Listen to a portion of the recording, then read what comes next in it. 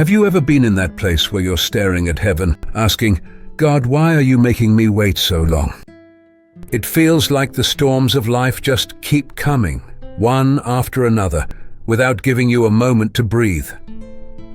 It's in these moments, when God's clock feels slower than ours, that our faith is stretched the most. But everything God does has a reason, and His delays are never wasted. How many times have you looked back on something and thought, if it had happened when I wanted, it wouldn't have been nearly as good as it turned out to be? Today, we're going to talk about why God's timing often feels slow, but always leads to greater blessings. And if anyone in the Bible understands the struggle of waiting on God, it's Abraham, a man who trusted God's promise even when it didn't make sense, even when it took far longer than he expected. If Abraham's story teaches us anything, it's that waiting on God isn't easy, but it's always worth it. Before Abraham became the father of faith, he was just Abram. And here's what's fascinating. His name meant exalted father, but he didn't have a single child. Can you imagine the weight of that? Every time someone called his name, it must have felt like a cruel reminder of the one thing he didn't have. In a culture where your worth was tied to your legacy, Abram and his wife Sarai carried the quiet shame of waiting for a child that they still did not have. Abram lived in Ur, one of the most advanced cities of its time. Ur was wealthy, thriving, full of life.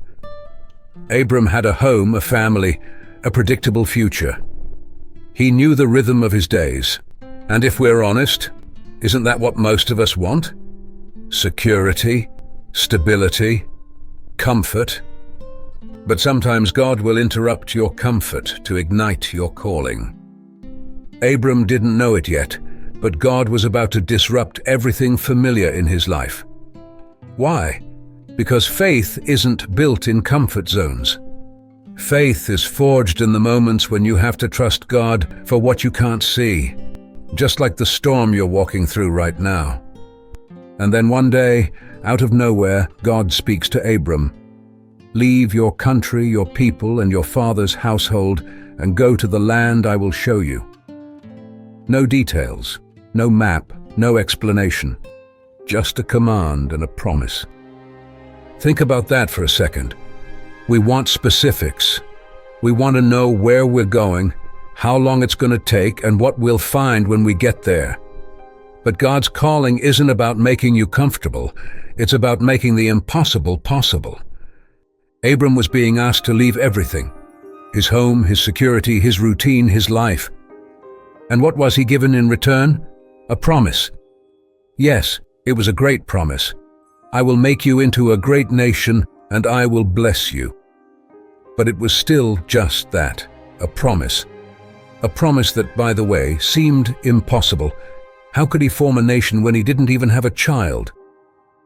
Now, let me ask you, what would you do in Abram's place?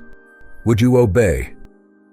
Sometimes God calls us to obey today and understand later. Maybe that's exactly where you are right now. God might be asking you to step out of what's familiar, and all you can see is what you're leaving behind. You don't have the full picture. It feels risky. But isn't that exactly what faith is? Believing that God will fulfill His promise? Trusting that He will do what's best even when it doesn't make sense? That's what Abram did. He didn't have all the answers, but he obeyed and went, trusting the one who made the promise. But the thing about promises is, they don't always come with a timeline. Abram walked into the unknown, trusting that God would show him the way. Days turned into weeks, weeks turned into months, and still, no sign of this great nation God had promised him. Can you imagine the questions Abram must have wrestled with? Did I hear God correctly? Am I in the right place? Why is it taking so long? And that's where so many of us get stuck. We expect God's promises to unfold quickly, in our time, and exactly the way we imagined. But here's the truth. God's promise will often look different than we pictured, and it will almost always feel slower than we hoped. Think about this. God promised Abram descendants as numerous as the stars, but the first step in that promise was walking through barren land with no children in sight. It's almost ironic, walking through emptiness while holding on to a promise of abundance. And isn't that exactly how we feel sometimes? Like God has spoken something over our life, but all we can see is the impossible, the difficulties, the emptiness. But here's what we learn from Abram's story. God's timing isn't slow, it's strategic. He knows what He's building in you during the wait. He's not just preparing the blessing, He's preparing you for the blessing. Abram endured while waiting for God's promise. He lived in tents, wandering through the very land God said would one day belong to his descendants, yet he never fully possessed it. Everywhere he went, he was reminded that the fulfillment of the promise was still somewhere in the distance. And then there was Sarai, his wife. Decades passed, and she remained barren. Every day, Abram had to look at the woman he loved and see the pain in her eyes, the disappointment of waiting, the doubt that maybe, just maybe, they had misunderstood God's promise. This wasn't an easy road, and maybe that's exactly the road you find yourself on today, where the promise hasn't yet become a reality, and the waiting feels unbearable. Maybe for you, the tent represents instability in your life. You're trying to build something permanent, but nothing seems to stick. Maybe it's the ache of waiting for the right opportunity, the right relationship, the right breakthrough. And just like Abram, you're asking, God, how much longer? But the thing about God's promises is they may not come when we expect, but they will always exceed what we imagine. Abram's story didn't end in the waiting. Somewhere along the journey, God changed his name. Abram, which meant exalted father, became Abraham, father of many nations. And then after decades of waiting, Sarah gave birth to Isaac, a miracle child born to parents who were far too old by human standards. Isaac became the beginning of the great nation God promised. Generations later, Abraham's descendants, now numerous as the stars, stood on the threshold of the land God had promised him so long ago.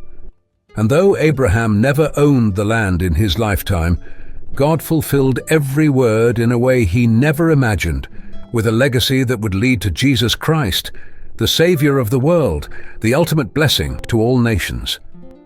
See how the waiting wasn't wasted. It was all part of a much greater story, greater than Abraham himself. Maybe you're waiting for a breakthrough in your career, a restoration in your family, or healing in your body. You might feel like Abraham, wandering in a promise you can't yet see, wondering if God will ever come through. So what do you do while you wait? You lean into God's presence. You immerse yourself in His Word, reminding yourself of His faithfulness. When the enemy whispers doubt, you respond with truth. If God said it, He will do it. Surround yourself with people who will pray for you and remind you of God's goodness when you can't see it for yourself. The waiting isn't easy, let's be honest about that, but it's worth it, because when God fulfills His promises, they are always greater than we could have dreamed. And if God could do that for Abraham, He can do it for you too. The waiting may feel heavy right now, but God is using it to build something in you. He's strengthening your faith. He's preparing your heart. And when the promise comes, you'll look back and say, God, it was worth every moment of the wait.